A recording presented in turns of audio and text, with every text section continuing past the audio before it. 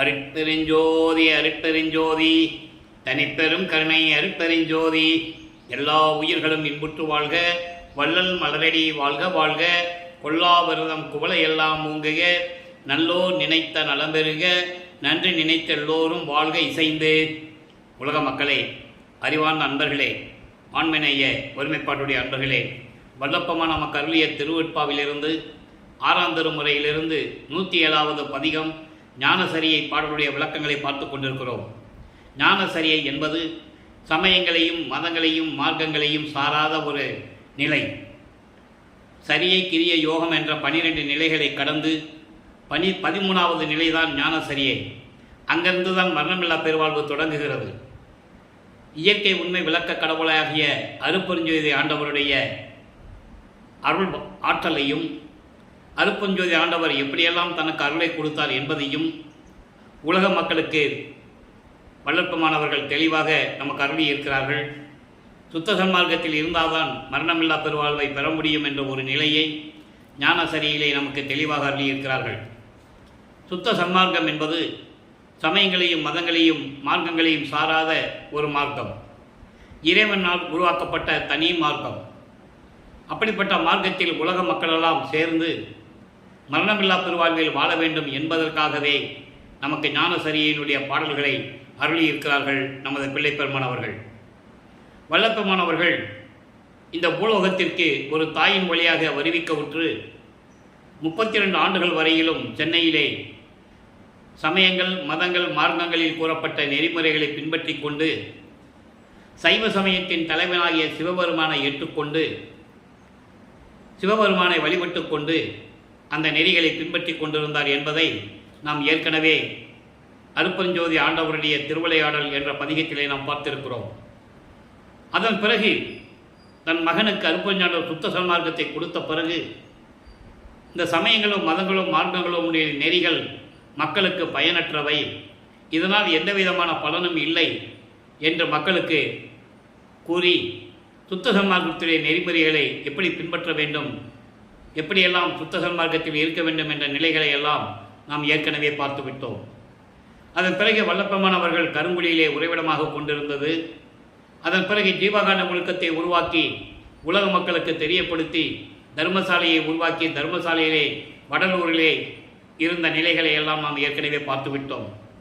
அதன் பிறகு தர்மசாலையிலிருந்து வல்லப்பெருமானவர்கள் புறப்பட்டு அருட்பெருஞ்சாண்டவரும் வல்லப்பெருமானவர்களும் தந்தையும் மகனும் அங்கே சித்தி வளாகத்திலே மேட்டுக்குப்பத்திலே இப்போ இருந்து கொண்டிருக்கும் போது என்ன நடந்தது என்பதை தான் நாம் இப்போ லைவாக பார்த்துக்கிட்டு இருக்கோம். அங்கே இருந்து கொண்டு சத்தியஞான சபையை நிறுவியது, எல்லா விளக்கங்களையும் நாம் தெளிவாக பார்த்து விட்டோம். இப்போ ஞானசபையுடைய விளக்கத்தை பார்த்த உடனே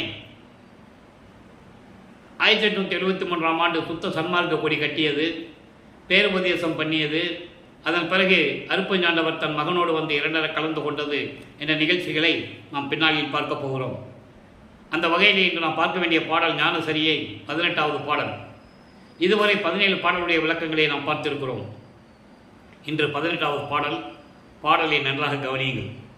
சுகம் அறியீர், துன்பம் ஒன்றே துணிந்தறிந்தீர், உலகீர் சூது அறிந்தீர், வாது அறிந்தீர், தூய்மை அறிந்திலரே, இகமறியீர் பரமறியீர், என்னேனும் கருத்துது என் புரிவீர், மரணம் வரிவில் எங்குருவீர் அந்தோ, அகமறியீர் அனகமறிந்து அழியாத அனகமழிந்து அழியாத ஞான அமுத வடிவம் பெறலாம் அடைந்திடுமின் ஈண்டே, முகமறியார் போலிருந்தீர், என்னை அறியீரோ, முத்தரெல்லாம் போற்றும் அருள் சித்தர் மகன் நானே. இது பாடல். அந்த பாடலுடைய விளக்கம் பாருங்க. உலக மக்களுக்கு சொல்றார், உலக மக்களே, சுகம் அறியீர், வாழ்க்கையில் எப்படி இன்பமாக வாழ வேண்டும், துன்பங்களையும் துயரங்களையும் எப்படி நீக்கி இந்த உலகிலே வாழ வேண்டும் என்ற நிலையை நீங்கள் அறிந்து கொள்ளவில்லை. துன்பம் ஒன்றே துணிந்தறிந்தீர், துன்பங்களையும் துயரங்களையும் இடர்பாடுகளையும் பயத்தையும் தான் நீங்கள் இதுவரைக்கும் அனுபவித்துக் கொண்டிருக்கிறீர்கள். அதை மட்டும்தான் நீங்கள் அறிஞ்சு வச்சிருக்கீங்க. அப்போது நீங்கள் சமயங்களையும் மதங்களையும் மார்க்கங்களையும் சார்ந்திருந்து கொண்டு இந்த நிலையில் நீங்கள் இருந்து கொண்டிருக்கிறீர்கள். சுத்த சன்மார்க்கத்தை பற்றி உங்களுக்கு தெரியவில்லை. உலக மக்களே, சூது அறிந்தீர், வஞ்சனைகளையும் சூழ்ச்சிகளையும் மனதிலே சுமந்து கொண்டு திரிந்து கொண்டிருக்கிறீர்கள். வாது அறிந்தீர், விதண்டவாதம் செய்வதையும் வீணாக பொழுது போக்குவையும் இப்படியே நீங்கள் செய்து கொண்டிருக்கிறீர்கள். தூய்மை அறிந்தீர்களே, உண்மையை தெரிந்து கொள்ளாமல் இருந்து கொண்டிருக்கிறீர்கள். தூய்மை என்பது இங்கே உண்மை. உண்மையெல்லாம் நீங்கள் அறிந்து கொள்ளாமல் இருந்து கொண்டிருக்கிறீர்கள். இகமறியீர் பரமறியீர். இகம் என்பது இந்த உலகத்தை பற்றியும் உலகில் இருக்கின்ற வாழ்வியல் ஒழுக்கத்தை பற்றியும், அதன் பிறகு உலக அறிவை பற்றியும். பரம் என்பது உலக அறிவு. ரெண்டுமே தெரியாமல் இருந்து கொண்டிருக்கிறீர்கள். என்னும் கருத்து இது. உங்கள் உள்ளத்தில், உங்கள் மனசில் என்னதான் நினச்சிட்டு இருக்கீங்க? என்னதான் நினச்சிட்டு இருக்கீங்க? ஒன்றுமே புரியல. ஏனென்றால் இந்த பிரபஞ்சம் தோன்றிய காலத்திலிருந்தே 4 யுகங்களிலுமே, கிரேதயுகம், திரேதயுகம், துவாபரயுகம், கலியுகம், இந்த 4 யுகங்களிலுமே காலமாக அந்த யுகங்கள் அழிந்தாலும் கூட புராணங்களையும் காவியங்களையும் பின்பற்றி கொண்டு கற்பனை கதைகளை மனதில் வைத்துக்கொண்டு காலமாக வாழ்ந்து கொண்டிருக்கிறீர்கள். உண்மையை நீங்கள் அறிந்து கொள்ள முடியவில்லை. உண்மையை தெரியாமல் இருந்து கொண்டிருக்கிறீர்கள். இந்த உலகத்தை பற்றியும் உலக அறிவை பற்றியும் உங்களுக்கு எதுவுமே தெரியவில்லை. உங்கள் மனதில் என்னதான் நினைத்துக் கொண்டிருக்கிறீர்கள் என்று கூட எனக்கு தெரியவில்லை. என்னேனும் கருத்து இது. என்னதான் நினைச்சிட்டு இருக்கீங்க? உங்கள் மனதில் என்னதான் நினைத்துக் கொண்டிருக்கிறீர்கள்? இப்போ மரணம் வந்துவிட்டால் நீங்கள் என்ன செய்வீர்கள்? எங்கே போவீர்கள்? என் புரிவீர் மரண வரிவில் எங்கு உருவீர் அந்தோ. ஐயோ உலக மக்களே, மரணம் வந்துவிட்டால் நீங்கள் எங்கே போவீங்க? என்ன செய்வீங்க? ஒன்றும் தெரியாமல் இருந்து கொண்டிருக்கிறீர்களே. நீங்கள் சுத்த சன்மார்க்கத்துக்கு வந்துவிட்டால் மரணம் உங்களை நெருங்காதே. நீங்கள் மரணமில்லா பெருவாழ்வில் இருந்து கொள்ளலாமே. துன்பங்களையும் துயரங்களையும் ஏன் அனுபவித்துக் கொண்டிருக்கிறீர்கள்? ஒன்றும் தெரியாமல் இருக்கிறீர்களே. இயற்கை உண்மை விளக்க கடவுளாகிய அருட்பெருஞ்சாண்டவரை பற்றியும் சுத்த சன்மார்க்கத்தை பற்றியும் ஒன்றும் தெரியாமல் இன்னும் இருந்து கொண்டிருக்கிறீர்களே. அகமறியீர். அகமறியீர் என்றால் ஆன்மாவை பற்றி தெரியவில்லை. இந்த உடலை பற்றி உங்களால் அறிந்து கொள்ள முடியவில்லை. மனித பிறவி எடுத்து இந்த உடலை பற்றியும் ஆன்மாவை பற்றியும் உங்களால் தெரிந்து கொள்ள முடியவில்லை. அனகம் அறிந்து அழியாத ஞான அமுத வடிவம் பெறலாம். அனகம் அறிந்து என்பது மலங்களுடைய நிலை என்ன? ஆணவம், கண்மம், மாயை, மாமாயை, துரோதை, மாயைகள், உலக விடயங்கள், மண்ணாசை, பெண்ணாசை, பொன்னாசை, இவற்றெல்லாம் தெரிந்து அழியாத ஞான அமுத வடிவம் பெறலாம். அழியாத ஞான அமுத வடிவம் என்பது மரணமில்லா பெருவாழ்வை நீங்கள் பெற்றுக்கொள்ளலாம்.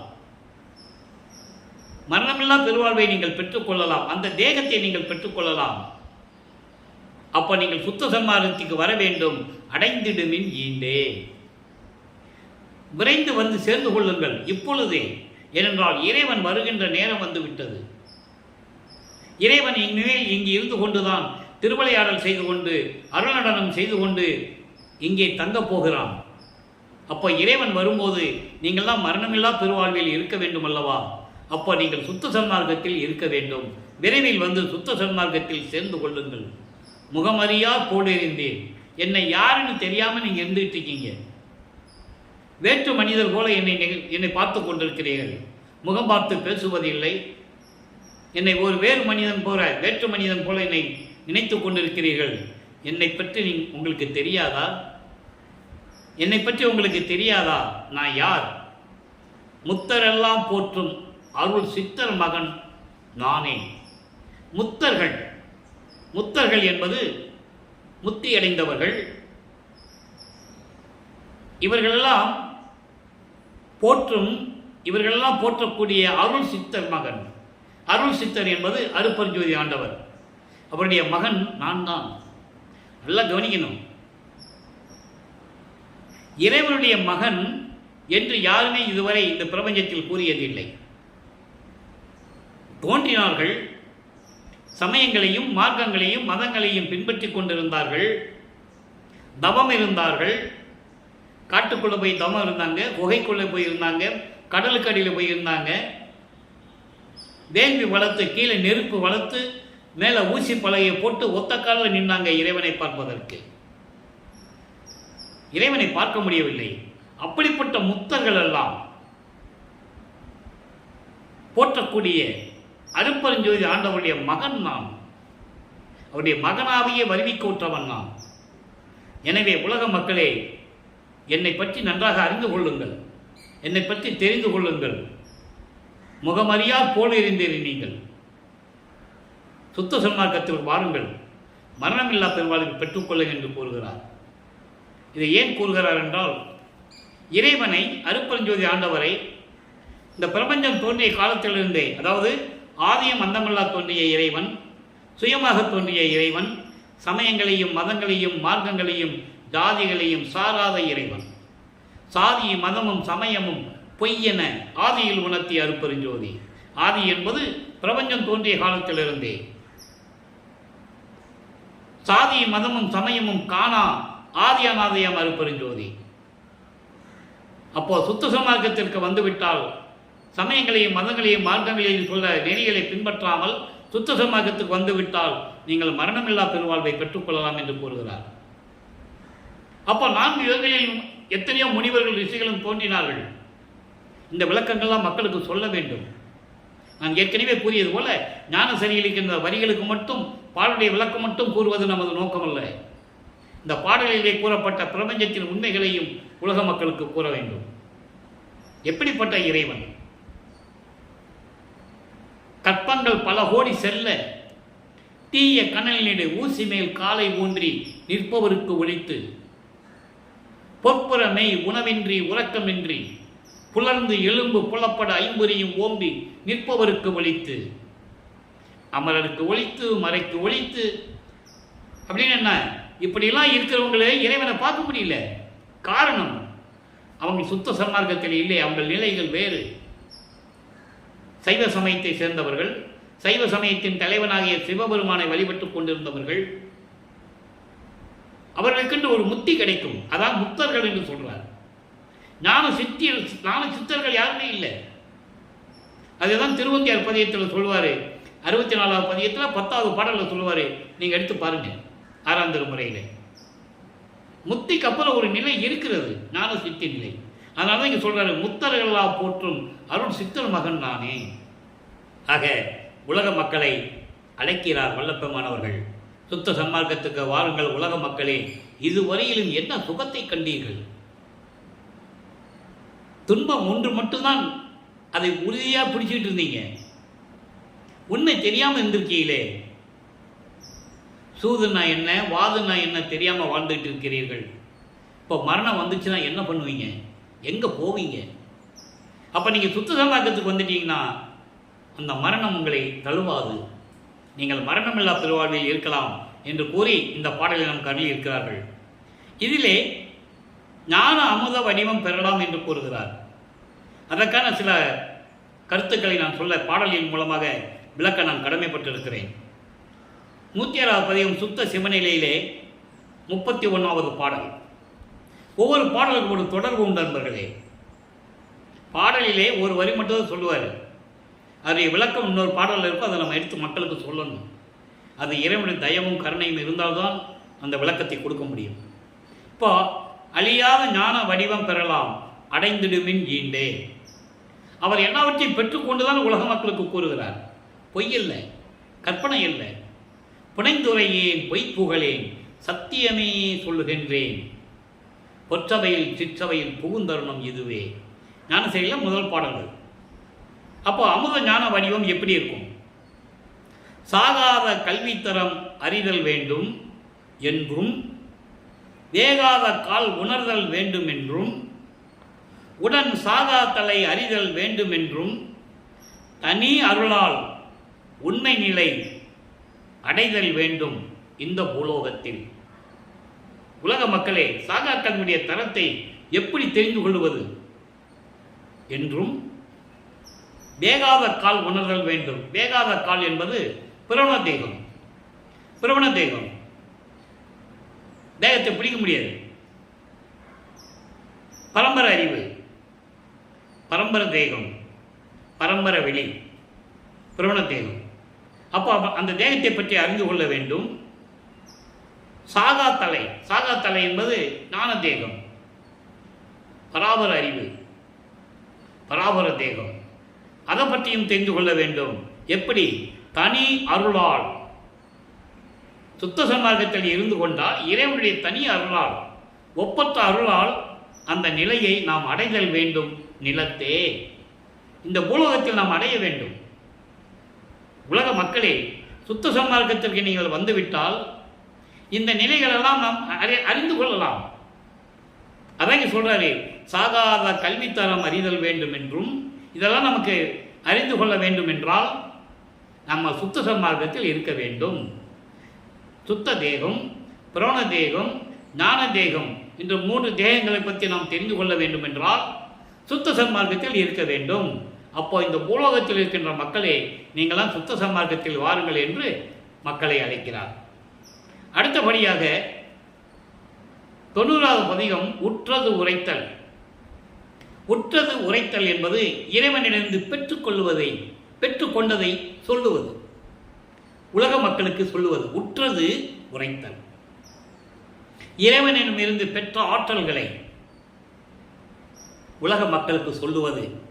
அதிலே 3வது பாடல். அப்போ சுத்த சன்மார்க்கத்தை பெறுவதற்கு முன்னால் வள்ளற்பெருமானுடைய நிலை என்ன என்பதை நாம் ஏற்கனவே தெளிவாக பார்த்தோம். அதற்காகவே வருவிக்க உற்றவர். நல்லா புரிஞ்சுக்கணும். 51 ஆண்டுகள் தனது மகனை அருட்பெருஞ்சாண்டவர் இந்த பூலோகத்தில் உலாவ விட்டு சமயங்களிலும் மதங்களிலும் மார்க்கங்களில் ஈடுபட செய்து, திருவொற்றியூரிலையும் திருமுல்லை வாயிலிலும் திருவள்ளித்தாயத்திலும் எப்படியெல்லாம் அருளை பெறுவதற்காக அவர் அழைத்து கொண்டிருந்தார் என்பதையும் நம்ம ஏற்கனவே தெளிவாக பார்த்தோம். அருட்பெருஞ்சாண்டவருடைய திருவிளையாடல் பதிகத்திலே நீங்கள் பாருங்கள். பார்க்காதவங்க நம்ம யூடியூப்பில் போய் வள்ளலார் அருட்பெருஞ்சோதி கிருஷ்ணமூர்த்தின்னு ஒரு யூடியூப்பில் போய் நீங்கள் டைப் பண்ணிங்கன்னா, அருட்பெருஞ்சோதி ஆண்டவருடைய திருவிளையாடல்னு டைப் பண்ணிங்கன்னா 350 எபிசோடு இருக்குது. அதை நீங்கள் ஃபுல்லாக நல்லா தெரிஞ்சுக்கலாம். இப்போது அந்த நிலையில் இருக்கும்போது, எப்படி இருந்தார்? தன் தந்தை சுத்த சன்மார்க்கத்தை பெற்ற பிறகு அவருடைய நிலை என்ன என்பதை இறைவனுடைய திருவிளையாடலால் நடந்து கொண்டிருக்கிறது. இப்போ நல்லா கவனிங்க. உற்றது உரைத்தல் என்ன சொல்றாரு? 3வது பாடல். அருளே, அருளே உணர்த்த அறிந்து கொண்டேன். அருளை என்பது அருட்பெருஞ்சோதி ஆண்டவர். அருட்பெருஞ்சோதி ஆண்டவருடைய அருளால் அவர் எனக்கு உணர்த்த நான் உணர்ந்து அறிந்து கொண்டேன். நல்லா கவனிச்சுட்டே வரணும். அற்புதமான விளக்கங்கள்லாம் உண்டு அன்பர்களே. அருளே உணர்த்த அறிந்து கொண்டேன். அருளே என்பது இறைவனுடைய அருளால், அருட்பெருஞ்சோதியுடைய அருளால் அவர் எனக்கு உணர்த்த நான் தெரிந்து கொண்டேன். என்ன தெரிந்து கொண்டார்? அடுத்த தருணம் இது, அடுத்த தருணம் இது என்றே இருளே தொலைந்தது. இடர் அனைத்தும் என்னை விட்டு அகன்ற ஒளிந்தனவால் தெருளே சிற்றம்பலத்தாடும் சிவமே எல்லாம் செய்ய வல்ல பொருளே இனி நான் வீண் போது போக்க மாட்டேன் கண்டாயே. நீ என்னை இந்த பூலோகத்திற்கு வருவிக்க செய்து ஒரு தாயின் கருவறையிலே 10 மாதங்கள் இருக்க வைத்து வருவிக்க செய்து என்னை சமயங்களிலும் மதங்களிலும் மார்க்கங்களில் ஈடுபட செய்து அதன் பிறகு இதெல்லாம் தேவையில்லை மகனே, உலக மக்களுக்கு அறிவித்து விடு என்று சொல்ல செய்து எனக்கு உணர்த்தி எல்லாவற்றையும் நான் அறிந்து கொண்ட பிறகு என்னை சமயங்களிலும் மார்க்கங்களிலும் இருந்து நீக்கி அடுத்த தருணம் இது. எப்போ அவர் அறிந்து கொண்டார்? அதான் சொல்றாரு, உணர்த்த அறிந்து கொண்டேன், அடுத்த தருணம் இது. அடுத்த தருணம் என்பது சமயங்களிலும் மதங்களிலும் மார்க்கங்களில் நீக்கி என்னை கொண்டு வந்த போது இதெல்லாம் நான் அறிந்து கொண்டேன். அப்போ சமயங்களிலும் மதங்களிலும் மார்க்கங்களில் இருக்கிற வரைக்கும் இந்த உண்மை நிலை புரியாது. அதனால்தான் உலக மக்களை அழைக்கிறார், சுத்த சமாஜத்துக்கு வாங்கன்னு. அடுத்த தருணம் இது என்று. அதனால்தான் இருளே தொலைந்தது, அறியாமை என்னை விட்டு நீங்கியது, அறியாமையில் மூழ்கி கிடந்தேன். சமயங்களையும் மதங்களையும் மார்க்கங்களையும் பின்பற்றி கொண்டு நான் இருந்தபோது அறியாமையில் மூழ்கிக் கொண்டிருந்தேன். அந்த அறியாமை இப்போ நீங்கிவிட்டது. காரணம், நீ சுத்த சன்மார்க்கத்தை கொடுத்ததனால். அடுத்து இடர் அனைத்தும் என்னை விட்டு, இடர் அனைத்தும், இங்கே இடர் என்பது துன்பங்கள், துயரங்கள், பயம் எல்லாமே அதில் சேர்ந்து வந்துடும். அது மொத்தமாக இடர்னு சொல்றாரு. பயம், துன்பங்கள், துயரங்கள், இடர்பாடுகள் எல்லாமே அதில் வந்துடும். அப்போ எல்லாவற்றையும் என்னை விட்டு அகன்றே ஒளிதனவால், இதெல்லாம் என்னை விட்டு நீங்கி விட்டதனால், ஒளிந்து விட்டதனால், என்னிடமிருந்து முழுமையாக அழிந்து விட்டதனால், அதான் ஒளிந்து விட்டது என்று சொல்றார். ஒளிந்து விட்டதனால் தெருளே, அருப்பரின் ஜோதியே, அருள் பக்குவம் கொண்ட இறைவனே, அதான் தெருளேன்னு சொல்றார், இறைவனை சொல்லுகிறார். அருப்பரின் ஜோதியே, சிற்றம்பலத்திலே, சிற்றம்பலம் என்பது சுத்த சிவஞான வெளியில் இருக்கின்ற சத்தியஞான சபையிலே, சிற்றபையிலே இருக்கின்ற இறைவன். அப்படிப்பட்ட இறைவனே, சிவமே, சிவம் என்றால் அருப்பரின் ஜோதி. நான் ஏற்கனவே கூறியிருக்கிறேன், சிவன் வேறு, சிவம் வேறு. அப்போ சிவன் என்பது ஞான அறிவு, சிவம் என்பது பராபர அறிவு, மெஞ்ஞான அறிவு. அதனால வேறுபடுத்தி கூறுகிறார். அப்படிப்பட்ட அருப்பெருஞ்சோதியே, எல்லாம் செய்ய வல்ல பொருளே, எல்லாம் செய்ய வல்ல இறைவனே. இங்கே பொருளே என்பது இறைவன், அருப்பெருஞ்சோதி ஆண்டவர். எல்லாம் செய்ய வல்ல இறைவனே, இனி நான் வீண் போது போக்க மாட்டேன். இனிமேல் நான் வீணாக பொழுதை கழித்துக் கொண்டிருக்க மாட்டேன். தந்தையிடம் கூறுகிறார், நான் ஏற்கனவே வீணாக காலத்தை கழித்துக் கொண்டிருந்தேன். 32 ஆண்டுகளாக சென்னையிலே 32 ஆண்டுகள் வீணாக நான் கழித்துக் கொண்டிருந்தேன். இறைவனுடைய அருளால் தன் மகனை பெற்றெடுத்து சுத்த சன்மார்க்கத்தை உலக மக்களுக்கு சொல்ல வேண்டும் என்பதற்காக 5/10/1823 ஆண்டு மருதூரிலே சைவ குலத்திலே இருந்த ராமையா பிள்ளை சின்னியம்மருடைய இல்லற வாழ்க்கையிலே மகனாக வருவிக்க உற்றவர். வருவிக்க உற்றவர் என்பவர் இறைவனுடைய மகன். இறைவனுடைய திருவிளையாடல் அங்கே நடக்குது. அந்த விளக்கத்தை நாம் ஏற்கனவே பாடலுடைய விளக்கங்களோடு நாம் ஏற்கனவே பார்த்து விட்டோம். அப்படி வருவிக்க உற்று சென்னையிலே 32 ஆண்டுகள் இருந்து தன் மகனை உலாவ விட்டு, அதன் பிறகு சுத்த சன்மார்க்கத்தை கொடுப்பதற்காக சுத்த சிவஞான வெளியிலே தன் மகனை அழைத்து, இவர் தத்துவங்களை கடந்து, அண்டங்களை கடந்து மேலே போயிட்டு இருக்கிறார். அந்த விளக்கத்தில் நம்ம ஏற்கனவே பார்த்துட்டோம். இப்படியெல்லாம் இருக்கின்ற காலகட்டங்களில் என்னை அடுத்து, என்னை ஆட்கொண்டு எனக்கு அருளியதனால் இதெல்லாம் தெரிந்து கொண்டேன். சுத்த சன்மார்க்கத்தின் நிலைகளை நான் தெரிந்து கொண்டேன். அப்போ தெரிந்து கொண்டதனால் என்னுடைய இருள் அகன்றது, இருள் தொலைந்தது, அறியாமை என்னை விட்டு நீங்கிவிட்டது. உண்மையான இயற்கை உண்மை கடவுள் யார், சுத்த சன்மார்க்கத்தின் நிலை என்ன என்ற நிலைகளை எல்லாம் நான் அறிந்து கொண்டேன். அதில் அறிந்து கொண்டதனால் எல்லா துன்பங்களும் துயரங்களும் என்னை விட்டு ஒளிந்து விட்டது. இனிமேல் நான் வீணாக பொழுதை கழித்து கொண்டிருக்க மாட்டேன். உலக மக்களை எல்லாம் ஒன்றாக இணைத்து சுத்த சன்மார்க்கத்தில் சேர்த்து அவர்களெல்லாம் இன்புற்று வாழ வேண்டும் என்ற நிலையை நான் உலக மக்களுக்கு சொல்லுவேன். இனிமேல் என் மார்க்கம் இது, இந்த மக்கள், என் நாடு இது, என் மக்கள். நான் இல்லை என்றால் ஒரு கணமும் கூட இனிமேல் அவர்களால் இருக்க முடியாது, தெளிவாக கூறுவார். எனவே உலக மக்களே, சுத்த சன்மார்க்கத்துக்கு வாருங்கள், சுத்த சன்மார்க்கத்தில் இணைந்து இறைவனடியிலே பெற்றுக்கொள்ளுங்கள் என்று வல்லப்பமான் அவர்கள் உலக மக்களை அழைக்கிறார். எனவே நீங்களும் சுத்த சன்மார்க்கத்திற்கு வந்து இறைவனுடைய அருளை பெற்றுக்கொண்டு நீங்கள்லாம் மரணமில்லா பெருவாழ்வில் வாழ வேண்டும். நான் ஏற்கனவே கூறியது போல ஒவ்வொரு தடவையும் இந்த விளக்கத்தை நான் கூற வேண்டியிருக்கிறது. அது இந்த வள்ளலார் மொழியினுடைய கடமை. காரணம், சுத்த சன்மார்க்கத்திற்கும் மற்ற மார்க்கங்களுக்கும் சமயங்களுக்கும் மதங்களுக்கும் வேறுபாடு தெரிய வேண்டும். சுத்த சன்மார்க்கம் என்பது மதங்களையும் மார்க்கங்களையும் சமயங்களையும் சாராத ஒரு மார்க்கம். ஒவ்வொரு சமயத்துக்கும் ஒவ்வொரு மார்க்கத்துக்கும் ஒவ்வொரு மதங்களுக்கும் தலைவர்கள் உண்டு. உங்களுக்கு தெரியாத ஒன்றுமில்லை.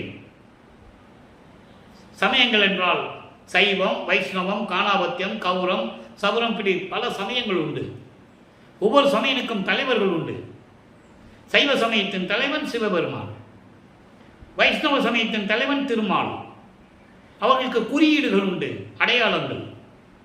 சைவ சமயத்தின் அடையாளம் திருநீரை பூசிக்கொள்வது, உத்தராட்ச மாலையை போட்டுக்கொள்வது, சிவா சிவா நமச்சிவாய சிவாய நம, இப்படி மந்திரங்களை சொல்லி வழிபடுவது, சரியை கிரியை யோகம். அதுபோல வைஷ்ணவ சமயத்தில் இருக்கின்றவர்கள் திருமாலை பற்றி பல பெயர்களை வைத்துக் கொண்டு வழிபடுவார்கள். மதங்களுக்கு தலைவர்கள் உண்டு. கிறிஸ்துவம், இஸ்லாமியம், பௌத்தம், சமணம், இந்து மதங்களுக்கும் தலைவர்கள் உண்டு. இதையெல்லாம் சாராத மார்க்கம் சுத்த சன்மார்க்கம். அதை பாடல்களிலே தெளிவாக கூறுவார். ருத்திரன், பிரம்மன், திருமால் இவர்களும் அருகர் என்று சொல்லுவார். அருகர் என்பது இறைவனால் அனுப்பப்பட்ட தூதுவர்கள். புத்தர் என்னும் மத தலைவன், புத்தரை மத தலைவன் என்றே கூறுவார். பாடல் உண்டு. இவர்களெல்லாம் இறைவனுடைய அருளால் சிறிதளவு ஆற்றலை பெற்றுக்கொண்டு, இதை ஏன் நான் கூறுகிறேன் என்றால், வல்லப்பமான் ஏன் இந்த பாடலை நமக்கு அருளினார் என்றால் விளக்கத்தையும் சொல்ல வேண்டும். உலக மக்களுக்கு தெரிய வேண்டும். அவர்கள் யார் என்ற நிலையை உலக மக்களுக்கு சொல்ல வேண்டும். இவர்களெல்லாம், மேலே கூறப்பட்ட இவர்களெல்லாம் இறைவனுடைய அருளால் சிறிதளவு அருளை பெற்றுக்கொண்டு இந்த வையகத்துக்கும் வானகத்துக்கும் மனம் போனபடி திரிந்தவர்கள் என்று கூறுகிறார். விளையாடான் என்ற சிறு பிள்ளை கூட்டம் என்று கூறுவார். விளையாடான் என்ற சிறு பிள்ளை கூட்டம் என்பது பிறந்த குழந்தைகள். அந்த குழந்தைக்கு விளையாட கூட தெரியாது. அந்த நிலையில் இருந்து கொண்டிருக்கிறார்கள் என்று சொல்லுகிறார். அதாவது அவர்கள் இந்த பூலோகத்திலே பிறந்தது உண்மை, தவம் இருந்தது உண்மை, இறைவனுடைய அருளை பெற்றுக்கொண்டது உண்மை. ஆனால் வையகத்துக்கும் வானகத்திற்கும் மனம் போனபடி தெரிந்தார்கள். இந்த பூலோகத்திலே அவர்கள் மனம் போனபடி தெரிந்து கொண்டிருந்தார்கள். தேன் முகந்து உண்டால் போல என்று கூறுவார். உள்ளங்கையில் தேனை ஊற்றிட்டு அதை சாப்பிட்டு பார்த்தா தான் இனிப்பு தெரியும். மோந்து பார்த்துக்கிட்டே சுவையாக இருக்குதுன்னு நினச்சிக்கிறாங்கல்ல, அந்த நிலையை கூறுகிறார். அப்படிப்பட்ட நிலையில் அவர்கள் இருந்து கொண்டிருக்கிறார். இதெல்லாம் எனக்கு என் தந்தை அருப்பெருஞ்சாண்டவர் எனக்கு விளக்கி கூறினார் என்று கூறுவார். ஆக சுத்த சன்மார்க்கம் என்பது இதை அதற்காகத்தான் கூறினேன். சுத்த சன்மார்க்கம் என்பது ஒரு தனிப்பட்ட மார்க்கம். இவைகளை சாராத மார்க்கம். இறைவன் ஒரே வழிபாடு, இறை வழிபாடு, ஜோதி வழிபாடு, ஒரே மந்திரம். மற்ற மார்க்கங்களுக்கும் சமயங்களுக்கும் பல மந்திரங்கள் உண்டு. அதுதான் சைவம் வைஷ்ணவம் என்று பிரித்து உங்களுக்கு விளக்கம் சொன்னேன். பல மந்திரங்கள் உண்டு. ஆனால் இங்கே ஒரே மகா மந்திரம் தான். அருப்பெருஞ்சோதி அருப்பெருஞ்சோதி, தனிப்பெருங்கருணை அருப்பெருஞ்சோதி. ஒரே மந்திரம், மகா மந்திரம். இந்த பிரபஞ்சத்திற்கே உரிய ஒரே மகா மந்திரம், ஒரே இறைவன், ஜோதி வழிபாடு, உருவ வழிபாடு இல்லை. கொலையும் புலையும் தவிர்த்திருக்க வேண்டும். சைவ நெறியில் இருக்க வேண்டும். சைவ நெறி என்பது புலாலை மறுத்து இருக்க வேண்டும். மாமிச உணவுகளை தொடக்கூடாது. அர்ச்சனை இல்லை, ஆராதனை இல்லை, அபிஷேகம் இல்லை. இந்த நிலைகளெல்லாம் இல்லாத மார்க்கம் சுத்த சன்மார்க்கம். ஆக வீட்டிலே அமர்ந்து கொண்டு ஒரு மண் அகல் விளக்கிலே தீபமேற்றி அருப்பெருஞ்சோதி அருப்பெருஞ்சோதி, தனிப்பெருங்கருணை அருப்பெருஞ்சோதி என்ற மகாமந்திரம் சொன்னாலே போதும். ஆனால் நாம் செய்ய வேண்டிய கடமை சைவ நெறியில் இருக்க வேண்டும். எனவே உலக மக்களே, நீங்களாம் சுத்த சன்மார்க்கத்தில் இணைந்து இறைவனை வணங்கி அருப்பெருஞ்சோதி அருப்பெருஞ்சோதி, தனிப்பெருங்கருணை அருப்பெருஞ்சோதி என்ற மகாமந்திரத்தை சொல்லி தந்தையிடம் கேளுங்கள். கொடுப்பதற்கு தயங்கவே மாட்டார். அதெல்லாம் என்னை போன்ற ஊழியர்களுடைய அனுபவத்தில் தெரிந்து கொள்ளலாம். என்ன கேட்டாலும் தருவார். எனவே இப்படியெல்லாம் வணங்கி இறைவனுடைய அருளை பெற்றுக்கொண்டும் செல்வங்களை பெற்றுக்கொண்டும் நீங்கள் இந்த வையகத்தில் நோயற்ற வாழ்வில் மரணமில்லா பெருவாழ்வில் நீங்கள் வாழ்வாங்க வாழ வேண்டும் என்று இறைவனுடைய அருளாலும் தயவாலையும் கருணையாலையும் வாழ்த்தி இந்த வள்ளலார் விடைபெறுகிறேன். மீண்டும் நாளை சந்திப்போம். நன்றி, வணக்கம். நாளையும் ஞானசரிய விளக்கம் வரும். அதை கேட்டு மகிழ்ந்து இறைவன் அருளை பெற்றுக்கொள்ளுங்கள்.